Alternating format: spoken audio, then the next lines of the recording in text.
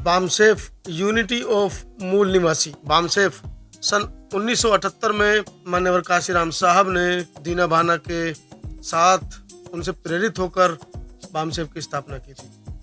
बामसेफ सरकारी कर्मचारी को एक इतना विशाल संगठन है, पूरे भारत में, भारत की नहीं विदेशों में भी इसकी शाखाएं हैं। उसी बामसेफ का जिला अधिवेशन गाजियाबाद में संपन्न हुआ। जी हाँ, 21 मई 2023 को जिला अधिवेशन गाजियाबाद में संपन्न हुआ। आइए दिखाता हूँ अधिवेशन की मुख्य तस्वीरें। उनकी गलती नहीं है, वो अपना काम बिल्कुल ठीक प्रकार से कर रहे हैं। इसमें अगर चूक है तो केवल हमारी है। अगर हम अपना काम नहीं करते हैं तो हमें किसी की बुराई करने का कोई अधिकार नहीं है। जब हम अपना काम करने लगेंगे तो सब कुछ हमारा अपना बन जाएगा। हमें आज इस बिगड़ते हुए माहौल में अपने समाज को इकट्ठा करना है। साए में मुंह खोलेगा कौन? यदि हम नहीं बोले तो फिर बोलेगा कौन? तो बोलना तो सबको पड़ेगा ही। तो आप लोग जानते हो कि आज़ादी को 74 से 75 साल हो गए, लेकिन आज भी SC ST OBC के लोगों को सामाजिक, आर्थिक, राजनीतिक न्याय नहीं मिल रहा। न्याय के लिए उन्हें दर दर भटकना फिरता है। और आप लोग देखते भी होंगे, चाहे वो मनीषा वाल्मीकि का हो, चाहे वो रोहित वेमुला हो या पायल तड़विया, और भी तमाम ऐसे केसेस हैं जिसमें आज भी लोगों को न्याय नहीं मिल रहा है, क्योंकि शोषण रुकने का नाम नहीं ले रहा। बहुत सारे लोग ये कहते हैं कि अरे भैया अब नहीं हो रहा ऐसा कुछ, लेकिन मैं ऐसे लोगों से यही कहना चाहती हूँ कि शोषण तो आज भी हो रहा है, लेकिन उसका तरीका बदल गया है। आज द्रोणाचार्य डायरेक्ट एकलव्य से अंगूठा नहीं मांग सकता। आज उन्होंने द्रोणाचार्य स्कूल, कॉलेज, यूनिवर्सिटीज में बिठा दिए ताकि हमारे बच्चों को आगे बढ़ने से रोका जाए। आज भी लोग कहते हैं कि भैया ऐसे इतना छुआछूत नहीं हो रहा, हमको सब कुछ मिल गया है। तो ऐसे लोगों से भी मैं ये कहना चाहती हूँ कि जाओ और जाकर सर्वे करो और पता करो कि कितने हमारे लोगों के अपने बिजनेस है, व्यापार है, उद्योग धंधे हैं, कारखाने हैं, शॉपिंग मॉल है, कितने हमारे लोगों के बच्चे विदेशों में जाकर पढ़ रहे हैं, कितनी हमारे लोगों की सरकारी नौकरियां हैं। तो ये हमको करना पड़ेगा, क्योंकि जो हमको बताया जाता है वो गलत होता है, वो नहीं, सच्चाई नहीं बताई जाती। आज भी जाति को लेकर हमारे लोगों को मारा जाता है, पीटा जाता है, मूंछें रखने पर उनकी हत्याएं कर दी जाती है। यहाँ तक कि छोटे मासूम बच्चों को भी नहीं छोड़ा जा रहा। अगर मटका भी झूले तो भी उनकी हत्या कर दी जाती है। आजाद भारत की ये तस्वीरें हैं। सोचिए, संविधान लागू है तो ये हालात है हमारे। और एक बार को इमेजिन करिए, अगर संविधान नहीं था तो क्या हालात हमारे पुरखों के रहे होंगे। क्योंकि मैं अगर सोचती हूँ तो मेरे रोंगटे खड़े हो जाते हैं, क्योंकि जो बदलाव आजादी के बाद आना चाहिए था, सबको समानता और बराबरी का, वो आज तक लोगों को नहीं मिला है। आज भी नहीं मिल रहा है, उनको दर दर भटकना फिर रहा है। बाबा साहब की ये घटना है और वहां पर बहुत सारी संख्या में लोग होते हैं और बाबा साहब उनसे कुछ क्वेश्चंस पूछते हैं और उनसे कहते हैं कि नौजवानों, आप मुझे बताइए कि आपको शिक्षा, दीक्षा, चिकित्सा संविधान से मिलेगी या हिंदू धर्म शास्त्रों से? आपको अफसर, अधिकारी, डॉक्टर, इंजीनियर, IAS, PCS संविधान से मिलेंगे या हिंदू धर्म शास्त्रों से? तीसरा क्वेश्चन करते हैं कि महिलाओं को हक, अधिकार, मान, सम्मान, नौकरी संविधान से मिलेगी या हिंदू धर्म शास्त्रों से? तो वहां पर बैठे तमाम लोग एक आवाज में कहते हैं कि बाबा साहेब ये सारी चीजें हमें संविधान से मिलेगी। तब बाबा साहेब कहते हैं कि जिस तरीके से अंधेरा और उजाला एक साथ नहीं रह सकता, जिस तरीके से सांप और नेवला एक साथ नहीं रह सकता, उसी तरीके से एक म्यान में दो तलवारें नहीं रह सकती। अगर आपको संविधान चाहिए तो हिंदू धर्म शास्त्रों को नष्ट करना ही होगा। लेकिन क्या हमने वो काम किया? क्या आज भी हम लोग हिंदू बनकर नहीं घूम रहे? क्या बाबा साहेब ने हमें बहुत पहले ये बता दिया था कि हम इस देश के हिंदू नहीं हैं, हम बौद्ध हैं, हम मूल निवासी हैं? लेकिन आज भी हम लोगों के ऊपर हिंदू बनने का नशा चढ़ा हुआ है। जिनके ऊपर हिंदू बनने का नशा चढ़ा हुआ है, एक बार उठाकर मनुस्मृति पढ़ ले, क्योंकि वो लोग बहुत बड़ी गलतफहमी में हैं। ना हम हिंदू थे और ना ही कभी हो सकते हैं। तो ये हमको पढ़ना पड़ेगा, ये हमको समझना पड़ेगा, क्योंकि आज भी इस देश में संविधान के माध्यम से ये सरकार नहीं चलाई जा रही। क्योंकि जिस दिन इस देश में संविधान लागू हो गया, उस दिन इस देश की तमाम वो समस्याएं, चाहे गरीबी हो, भ्रष्टाचार हो, बेरोजगारी हो, तमाम वो समस्याएं खुद ब खुद खत्म हो जाएंगी। लेकिन आज भी इस देश में संविधान लागू नहीं है। अभी सर ने प्रोग्राम का आयोजन किया, क्या यहाँ पे सिर्फ इतने ही लोगों को इनवाइट किया? मुझे नहीं लगता। और सबसे बड़ी कमी देखिए आप महिलाओं की। हम कहते हैं कि हमें संविधान बचाना है, संविधान बचाने के लिए हमको आगे आना चाहिए, लेकिन कहाँ से संविधान बचेगा? क्योंकि हमें तो संविधान की ABCD भी नहीं पता, महिलाओं को कुछ नहीं पता। आज भी वो घर की 4 दीवारी तक सीमित होकर रह गई है। अरे इससे बाहर की भी दुनिया बहुत बड़ी है। हम ऐसे प्रोग्रामों में अपनी समाज की बहन बेटियों को नहीं लाते, अपनी पत्नियों को नहीं लेकर जाते, तो फिर कहाँ से महिलाएं जागरूक होगी? और फिर दोष देते हैं महिलाओं को। तो बिना महिलाओं के चाहे कोई भी मिशन हो वो पूरा नहीं हो सकता, मुझे ऐसा लगता है। क्योंकि बाबा साहेब ने जितने भी आंदोलन किए उन सभी आंदोलनों में आप देख सकते हो कि महिलाओं की भागीदारी रही है। और महिलाओं ने सबसे ज्यादा विश्वास बाबा साहेब ने महिलाओं पर ही किया था, क्योंकि उन्होंने कहा था कि मैं किसी भी समाज की तरक्की का अनुमान उस वर्ग की महिलाओं से करता हूँ। क्योंकि महिलाएं अगर बदलेगी तो परिवार बदलेगा, परिवार बदलेगा तो समाज बदलेगा, और समाज बदलेगा तो बदलेगा देश। फिर हम क्यों अपनी बहन बेटियों को लेकर नहीं आते ऐसे प्रोग्रामों में? अत्याचार आज भी हो रहा है, भले ही आज हम ये सोचे कि इनके साथ हो रहा है, लेकिन नंबर सबका आएगा। लेकिन जब हमारे बच्चे अपने महापुरुषों को पढ़ लेते हैं तो उनके अंदर कॉन्फिडेंस आ जाता है, वो मुंह तोड़ जवाब दे सकते हैं, वो आंख में आंख डालकर उनसे सवाल करते हैं। लेकिन जब हमारे बच्चों को कुछ पता ही नहीं होगा, वो जान ही नहीं पाएंगे, तो वो कैसे दूसरों के सामने सवाल कर पाएंगे? इस देश के प्रधानमंत्री मिस्टर मोदी ने एक बार कहा था कि भारत का जो संविधान है वो एक पवित्र ग्रंथ है, लेकिन इसी पवित्र ग्रंथ को 2018 में जलाने का प्रयास किया गया, आप सभी लोग जानते हैं। और वो जो मनुवादी लोग थे वो क्या कह रहे थे कि संविधान मुर्दाबाद, संविधान को हटाओ, आरक्षण खत्म करो, इस तरीके की बातें बोले थे। क्योंकि बाबा साहेब तो बहुत पहले से जानते थे कि ये संविधान में दखल अंदाजी जरूर करेंगे, क्योंकि वो संविधान समानता की बात करता है, बराबरी की बात करता है, इक्वलिटी की बात करता है कि आज एक मोची का बच्चा भी डॉक्टर बन रहा है, आज एक चपरासी का बच्चा भी IAS बन रहा है, आज एक रिक्शा चलाने वाले का बच्चा भी डॉक्टर, इंजीनियर, IAS, PCS बन सकता है, वो संविधान के माध्यम से। और ये लोग आरक्षण का विरोध करते हैं। अरे 5000 साल से तो आरक्षण इन्हीं के पास था, हमारे पास तो आरक्षण आजादी के बाद हम लोगों को मिलना शुरू हुआ, और OBC वालों को तो आजादी के 40 साल बाद वो भी आधा अधूरा उनको आरक्षण मिलना शुरू हुआ। तो आरक्षण लेके बैठे हैं सबसे ज्यादा ये, और आरक्षण का विरोध कर रहे हैं। तो हमको समझना होगा ये सारी बातें, क्योंकि जब तक हम नहीं समझेंगे हम दूसरों को बता भी नहीं पाएंगे। संविधान ही है जिसकी वजह से आज हम यहाँ तक पहुंचे हैं, संविधान ही है कि आज उसी की बदौलत आज हम इंसान कहलाए जा रहे हैं, नहीं तो इस देश में हमें इंसान कहलाने का भी हक नहीं था। बाबा साहेब ने कहा था तुम्हें अपनी जान की बाजी लगाकर इस संविधान की रक्षा करनी होगी, क्योंकि मैंने तुम्हारी मुक्ति के मंत्र इस संविधान में लिख दिए हैं। तो संविधान को बचाएंगे हम कैसे? जब हम उनके अधिकारों को जानेंगे, जब हम उसकी ताकत को जानेंगे कि संविधान में बाबा साहेब हमारे लिए करके क्या गए हैं, तभी हम उसको बचाने के लिए बाहर निकलेंगे। अदरवाइज मुझे नहीं लगता कि लोग बाहर निकलेंगे। तो ये हम सब की जिम्मेदारी बनती है कि कोई भी व्यक्ति अगर जागरूक हो जाता है, उसकी जिम्मेदारी बनती है आगे और लोगों को बताने की, और लोगों को जागरूक करने की। क्योंकि बाबा साहेब के संविधान ही है वो एक ऐसा विधान है जिसकी वजह से करोड़ों लोग मान सम्मान और स्वाभिमान का जीवन जी रहे हैं। अगर मैं कुछ ही आर्टिकल पर चर्चा करूं, क्योंकि सभी बताना पॉसिबल नहीं होगा, कि आर्टिकल 13 में बाबा साहेब ने एक ही आर्टिकल से मनुस्मृति को शून्य घोषित कर दिया।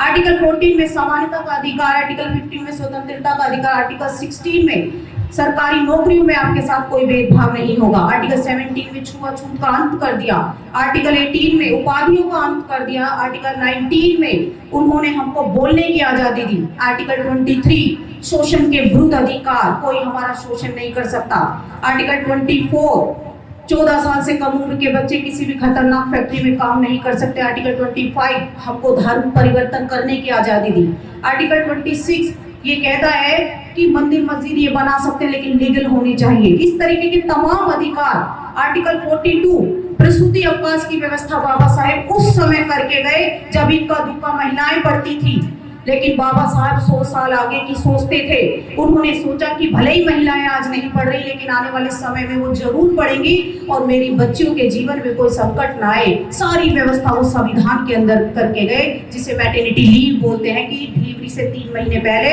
और डिलीवरी के 3 महीने बाद उनको 6 महीने की छुट्टी मिलती है और उनकी सैलरी भी नहीं काटी जाती।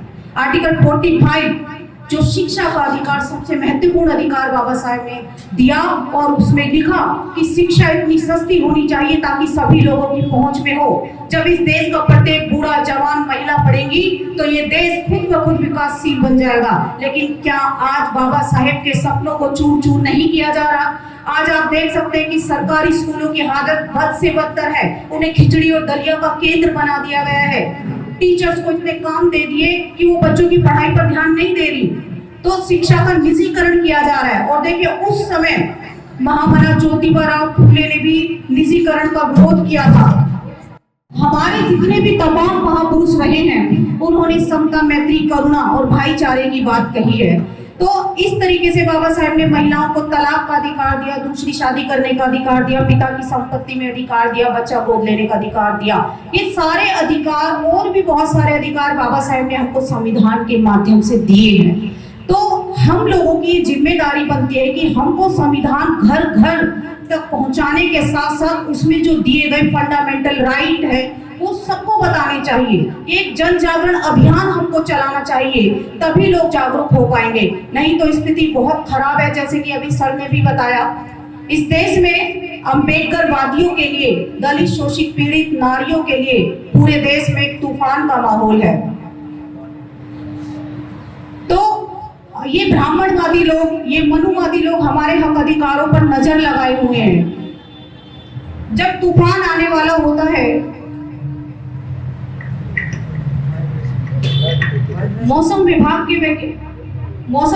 के वैज्ञानिक ये कहते हैं कि जब तूफान आने वाला हो तो आप अपने घरों से बाहर निकल जाइए यदि आपको अपनी जान बचानी है। वर्तमान की स्थिति को अगर हम लोग देखते हैं, यदि अपनी शिक्षा, दीक्षा, चिकित्सा, मान सम्मान को बचाने के लिए हम लोग अपने घरों से बाहर नहीं निकले तो सब कुछ तहस नहस हो जाएगा। इसीलिए मैं कहती हूँ कि मुर्दे पड़े हैं अपनी अपनी कब्रों में और जिंदा मुर्दे खाते पीते चलते फिरते मुर्दे पड़े हैं अपने अपने कमरों में। तो कमरों से बाहर निकलने की जरूरत है, एक आंदोलन करने की जरूरत है। क्योंकि मुझे पता है कि आज तक किसी भी वैज्ञानिक ने ये आविष्कार नहीं किया कि वो मुर्दों को जिंदा कर दे। और मुर्दा कोई क्रांति कर भी नहीं सकते, क्योंकि मुर्दा वो होता है जिसे अपने मान सम्मान, इज्जत, आबरू की कीमत का पता ना हो, और जिंदा वो होता है जिसे अपने मान सम्मान, इज्जत, आबरू की कीमत का पता हो। तो जिंदा हो तो जिंदा होने का एहसास लोगों को कराइए, नहीं तो हम में और मुर्दों में कोई ज्यादा अंतर है नहीं। इसी के साथ मैं अपनी वाणी को विराम देती हूँ। अभी बहुत सारे वक्ताएं हैं। का बहुत पहले से 40 साल से पहले चला रहा है और हमने ये भी क्वेश्चन के अनुसार वाम से की तमाम शाखाएं, तमाम संगठन बदलती रही है, लोग बदलते रहे, नेतृत्व बदलता रहा। पूछी फौजी से हमने क्वेश्चन किया कि कौन सा वाम से है, क्या टारगेट है, क्या लक्ष्य है, क्या चाहते हैं, विचार विमर्श हुआ। दूसरा है कि मूल निवासी कौन मूल निवासी है और कौन बाहर से आए हुए हैं, इस पे लोग तमाम डिस्कस कर चुके हैं। आजकल फेसबुक पे तमाम मूल निवासियों के संबंध में बोला गया है। हम हैं कौन, ये हमको पहचानना है। हम जिस मकान में रह रहे हैं, ये उसकी नींव या उसका नक्शा ही टेढ़ा है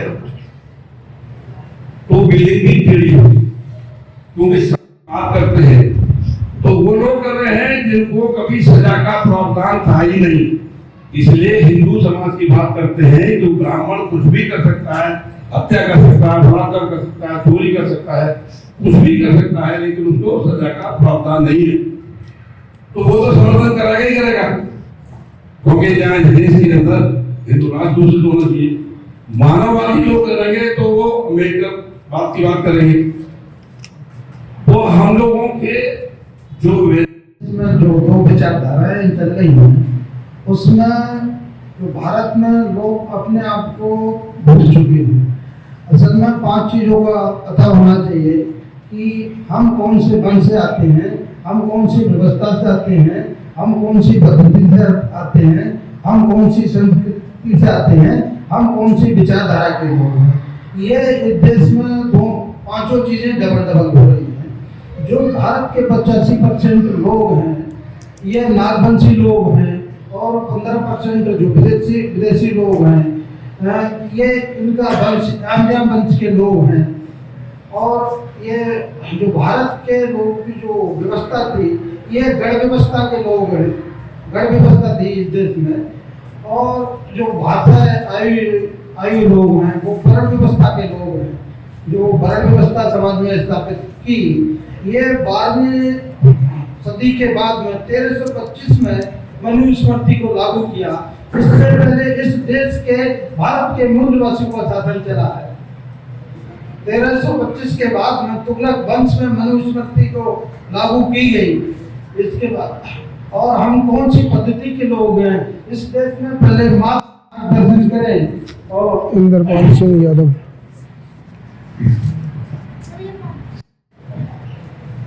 बुद्ध पुरुष ये कहते हैं कि शराफत जब हद से ज्यादा बढ़ती है तो मूर्खता में परिवर्तित हो जाती है, और चालाकी जब हद से ज्यादा बढ़ती है तो दुष्टता दुष्टता में परिवर्तित हो जाती है। लोगों का मानना ये है कि आप ना चालाक रहिए और ना ही शरीफ रहिए, मध्य मार्ग अपनाइए, समझदार और विवेकशील हो जाइए, न चालाक न शरीफ, विवेकशील हो जाइए, आपकी आदि समस्याओं का समाधान हो जाएगा निश्चित रूप से। मैं ये छात्रों को भी कह रहा हूँ, महिलाओं को भी कह रहा हूँ और आप लोगों को भी कह रहा हूँ, जीवन का रूपांतरण हो जाएगा। शराफत बुरी चीज नहीं है, लेकिन ये आपातकाल चल रहा है। आपातकाल में आपको शराफत छोड़नी ही होगी, लेकिन चालाक भी मत बनिए, लेकिन मध्य मार्ग अपनाइए। तो ये जो हमारी जो एकता खंडित हो रही है इसका ये भी कारण है। विशेष करके ये तमाम मेहनत करते हैं ये महापुरुष है। मैं ये कहूँगा कि आप सब लोग जो थोड़ी सी संख्या में आए सब महापुरुष हैं। इस एनसीआर में समय की इतनी कीमत है, इस एनसीआर में आपने इस समाज के लिए समय निकाला है, ये बहुत अच्छी क्वालिटी के लोग निकाल सकते हैं। ये बिल्कुल क्लीन बैठी हुई है यहाँ पे। हुए हैं, बहुत बहुत धन्यवाद के पात्र हैं, साधुवाद उनको जिन्होंने आज ये मंच लगाया है। यहाँ बात चल रही है कि 75 साल हमारी आजादी को हो गए, लेकिन हमें आज भी आजादी नहीं मिली। उसका मुख्य कारण है कि हमने बाबा साहब को तो माना, लेकिन बाबा साहब की नहीं माना। यानी बाबा साहब ने जो हमें बताया हम उस पद चिन्हों पर पूर्ण रूप से नहीं चले, ईमानदारी के साथ नहीं चले, इसलिए आज ये हमारी हालत दोबारा से पूर्व जैसे होने की कगार पर पहुंच गई है। आज यदि हम इस धर्म की बात करते हैं तो हमें सुनने को मिलता है कि यहाँ पर धर्म की बातें नहीं होंगी, लेकिन इसे धर्म के आड़ में आज पूरे भारत को गर्त में की तरफ ले जाया जा रहा है, सिर्फ और सिर्फ धर्म की आड़ में। तो हम धर्म की बात क्यों ना करें? हम एक अच्छे पथ, एक अच्छे रास्ते की बात क्यों ना करें? क्योंकि वो बाबा साहब ने दिखाया था।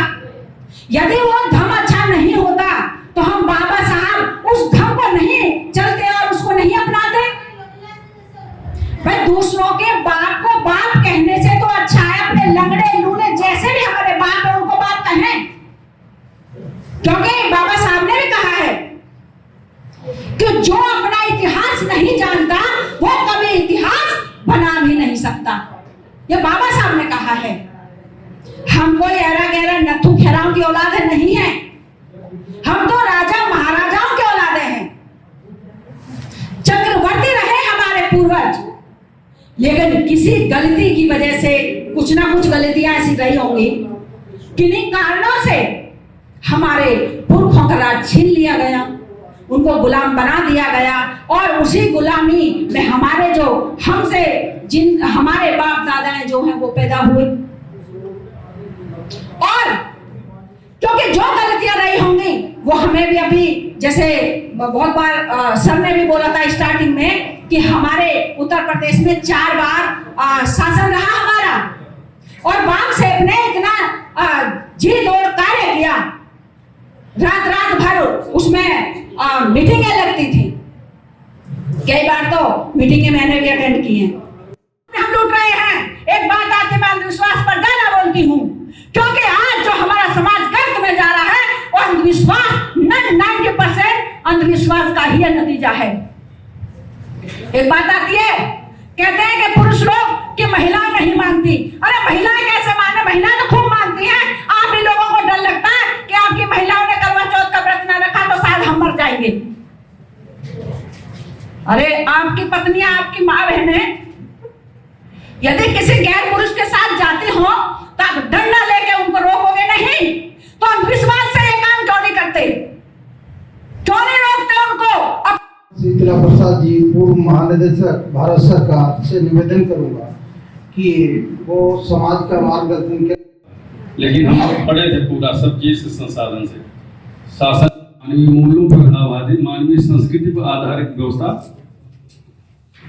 और मनुवादी, मनुस्मृत, मनु का जो कोडिफाइड व्यवस्था है, अमानवीय व्यवस्था, मनुवादी व्यवस्था, जो अमानवीय व्यवस्था और मानवीय व्यवस्था भगवान बुद्ध बाबा साहब, इन दोनों के बीच में हजारों साल से अंतर्विरोध, विरोधाभास और संघर्ष चल रहा है।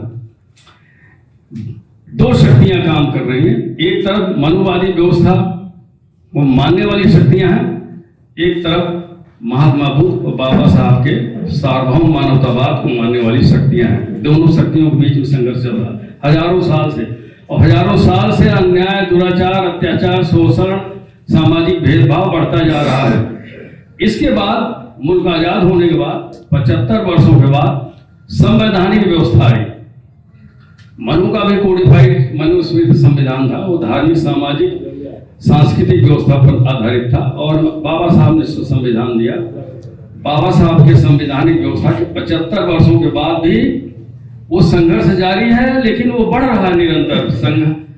सामाजिक भेदभाव, शोषण, अन्याय, अत्याचार। सोचिए इस पर गहराई से कि हम लोग जिस शक्ति के बहुत सारा विभिन्न जातियों में विभाजित है, उपजातियों में विभाजित, पिछड़ी जातियां सबसे ज्यादा विभाजित, वो सबसे ज्यादा कमजोर, उनकी संख्या सबसे कम है, क्योंकि वो समुदाय में नहीं है, समूह में नहीं है, वो भी झुंड में है, आप भी झुंड में है। सब झुंड के रूप में, अनुशासनहीन झुंड के रूप में संघर्ष आपका निरंतर जारी है।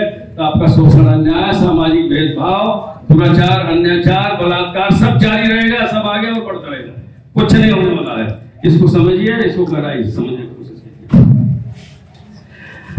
इसलिए मैं समझता हूँ बहुजन समाज को गरीबी, बेरोजगारी, शिक्षा, मानसिक गुलामी, मनुवादी, ब्राह्मणवादी व्यवस्था की धार्मिक आस्था, परंपराओं से मुक्त होना पड़ेगा। उसको कैसे मुक्त होंगे, ये भी ट्रीटमेंट खोजना पड़ेगा। कैसे मुक्त होंगे? ऐसे मुक्त होंगे, सबसे ये तभी संभव है जब बहुजन समाज की अपनी कोई निश्चित विचारधारा हो, एक स्पेसिफिक आइडियोलॉजी है। बहुजन समाज, आप बहुजन बहुजन बहुजन समाज, इनका पहचान क्या है? किससे हम पहचानेगा आप बहुजन समाज के? जब आप झुंड के रूप में बटे हुए, विचारधारा हो, संस्कृति हो, आइडेंटिटी हो, आइडियोलॉजी हो, कल्चर हो, ये तीनों चीजें, और इनकी पहचान हो, तो ये जब तक ये बन नहीं पाएगा तब तक बिल्कुल नहीं होगा। इंटेलेक्चुअल बैंक्रप्सी आपको खाए जा रही। आपके नेतृत्व में बहुजन में बाबा साहब को छोड़ करके आज के दिन तक जो पॉलिटिकल लीडरशिप है, उनके जो है कंप्लीट एक बौद्धिक दिवालियापन है, जीरो है। आपके जितने नेता गए संसद में देख लीजिए, केंद्र में देख लीजिए, जो आपके अंतिम मंत्री, वो एक अच्छा कोई किताब क्या रिसर्च जानते हैं, कोई ओरिजिनल थॉट है उनके? वो तो लोलूप है, सब पत्ता के इधर से उधर, इधर से उधर। उसको नाम लेके भी उदाहरण देना बता दूंगा, सब जानते हो आप लोग, जागरूक सब। तो ये विचारधारा और आपकी पहचान, प्रतीक, आपका जो है संस्कृति, आप कैसे बनेगा, सवाल है, कैसे निर्माण होगा। हमने समस्या के बाद उसके बाद समाधान बताता जा रहा हूँ, क्योंकि समस्या हम चिल्लाता रहूंगा जोर जोर शब्दों में, बीमारी बताता रहूंगा तो हम खुद बीमार में हमारी गिनती होगी। हम इसकी परिभाषा दे चुके हैं। One who is not part of the solution he is the problem वही है जो प्रॉब्लम दुनिया भर बताता है, उसका समाधान हर चीज के समाधान बताते चलिए। और संक्षेप में तो समाधान संक्षेप में है कि हमारा साहित्य, हमारी संस्कृति, हमारी विरासत, हमारा इतिहास देश से क्या चाहता है, ये सवाल है, इसको समझना पड़ेगा। तो हमारी संस्कृति और विरासत को विकृत और नष्ट किया जा रहा। आप जानते हैं कितना बुद्धिस्ट लाखों को मार दिया गया, उनके ओरिजिनल डॉक्यूमेंट्स, उनके तिब्बतक, उनकी पाली भाषा में लिखी हुई चीजें, साहित्य को कितनी बार इतिहास में जलाया गया, मारा गया, कितने लाख बुद्धिस्ट मारे गए, कितने यूनिवर्सिटीज को उसमें आग लगाई गई, मारी गई, आज तक ये सब नष्ट किया गया। हमारा इतिहास के स्रोत जो लिखने के हैं, विरासत, जिसके आधार पर साहित्य इतिहास की रचना होती है, और साहित्य इतिहास की रचना के बाद विचारधारा का निर्माण होता है, और विचारधारा से समाज को जागरूकता मिलती है, चैतन्य समाज होता है, जागरूक हो जाता है, चेतना आती समाज में अपने साहित्य को पढ़कर अपने उपासना है। हमारे विरासत साहित्य, जो साहित्य इतिहास लिखने के स्रोत हमारे विरासत बुद्धिस्ट साहित्य, हमारे लिटरेचर है, हमारा मॉडर्न हिस्ट्री में जो हमारा ओरिजिनल डॉक्यूमेंट्स हैं, हमारी मेडिवल हिस्ट्री के प्राइमरी सोर्सेज हैं, ये मूल स्रोत जो है यही होते हैं। इन मूल स्रोतों को खराब किया जाता है, नष्ट कर बस किए जाते हैं, विकृत कर दिया जा रहा, और फिर उसके बाद वही हमारा इतिहास लिखना चाह रहे हैं। हमारा उपन्यास, हमारा साहित्य, हमारे दुख सुख, अतीत की कहानियां, हमारा जो भोगी समाज है, हमारे जो भोग किए, हमारे इतिहास में जो भोगे हैं, हमारे साथ भेदभाव हुआ, शोषण हो जाएगा, इसकी कहानी सवर्ण ब्राह्मणवादी इंटेलेक्चुअल लिख रहा है। दुर्भाग्य है। देखिए अपने देश में एक भी बताइए किसी के नाम कि ओरिजिनल डॉक्यूमेंटेशन किया हो। जब आपकी कहानी वो लिख रहे हैं तो जैसा लिखेंगे आप वैसा पढ़ोगे। बाबा साहब ने कहा था कि इतिहास और कुछ नहीं है बल्कि उन घटनाक्रमों का उल्लेख है जिसका विजेता वर्ग शोषक पर इस प्रकार से विवरण प्रस्तुत करता है कि हारी हुई शोषित नालायक संतानों की आगे वाली पीढ़ियां सही मान ले कुछ वर्षों बाद। समझ गए ना इस बात को? इतिहास और कुछ नहीं है बस उन घटनाक्रमों का वर्णन है। ऐसे इतिहास लिखेंगे, ऐसे घटनाक्रम वर्णन करेंगे और वो विजेता वर्ग इस प्रकार से उसको कहानी को कढ़ेगा, बताएगा, विकृत करेगा, उसको धोखाधड़ी के रूप में कर देगा कि वो जो पराजित लोग हैं, विजेता वर्ग जो है लिखता है तो पराजित वर्ग जो है, शोषित वर्ग जो है, कमजोर वर्ग, अज्ञानी वर्ग, समाज की आने वाली पीढ़ियां, संतानें अगर वो भी बुद्धिहीन हुई, अज्ञानी हुई तो उसको सच मानने लगी। और उसको सच मान के देख ले कांवड़िया निकल रहा है। हम कांवड़िया को बंद कराने के लिए ऐसे इलाके में गए कि जहां पर राजा भैया का इलाका है, जहां पर सब बड़े बड़े जमींदार अम्बेडकर जयंती नवाज के कांवड़िया मनाते हैं। हम वहां घुसने जाए गांव में हुआ कि हमको जो है सब देखा, बुद्धिस्ट संत बुला के जब शुरू की बात तो हमारे खिलाफ धर्मांतरण का कार्य चाल लगा रहे थे। आजकल ये चला हुआ ये धर्मांतरण कराने आ रहे हैं, इनके घर में धर्मांतरण होता है।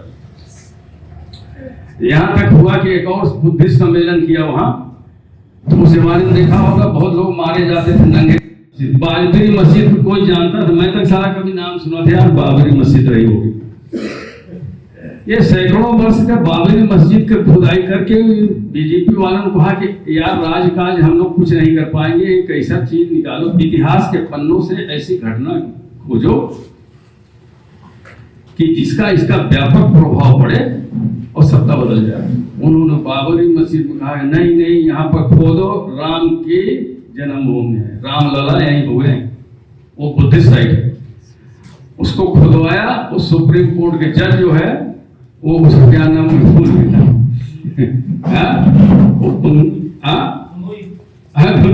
अभी 4 दिन पहले हमसे मिला था, वहां आई इसी में गए थे, खड़ा था तो हमको भी करने की कोशिश किया था। और Kejriwal Krishna chief supreme court के साथ उनका जन्मदिन था, मैंने उसको निगाह किया तो हम कहे यहाँ अगर किसी ने फोटो ले लिया तो और हम बदनाम होंगे।